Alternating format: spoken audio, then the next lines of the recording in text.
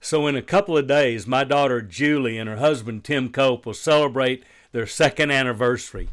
And there's three things I've learned from watching Julie and Tim that I think have a lot of application to, well, our spiritual lives. And they remind me of some things I want people to know about Jesus. So let me share with you three things I've learned from Julie and Tim that maybe will help your Jesus journey. Number one, I love the idea that their past does not define their future.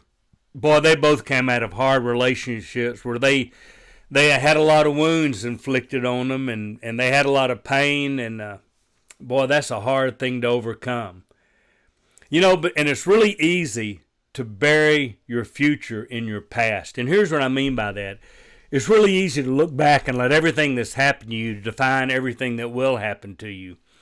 And I love Julie and Tim because in spite of the fact that they were both really came out of hard things, they were open to finding a new relationship. I love the fact that spiritually, no matter what we've done or how bad our past has been, our fault, other people's fault, Jesus gives new life. And I love that. I'm reminded of that every time I see Julie and Tim.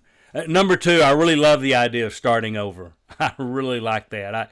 I mean, Julie and Tim are celebrating their second anniversary. Well, they're not kids, so you think, wow. But, I love the fact that they just started fresh.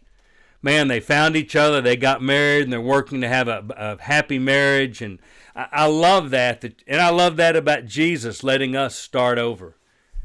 I mean, if your road didn't end up where you thought it would, and you're wondering how to live on a different road, I want to tell you, every time I see Julie and Tim, I'm reminded, you can start over. They were both on roads, not always their fault, both on roads that really were not where they wanted to be. But they got to start over. And number three, every time I watch them in family, I'm really encouraged. They're a blended family.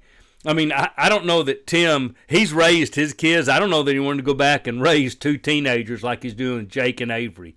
But I also don't know that Julie was ready to be a grandmother to little kids. She loves being Juju, and he really has pitched in to do what he can with Jake and Avery. And I love that. I love that blended family. Now, it affects us too. We've all of a sudden got great grandkids. We've got extra people in our family that we didn't even know 3 years ago, much less, and really met a lot of them at the wedding 2 years ago.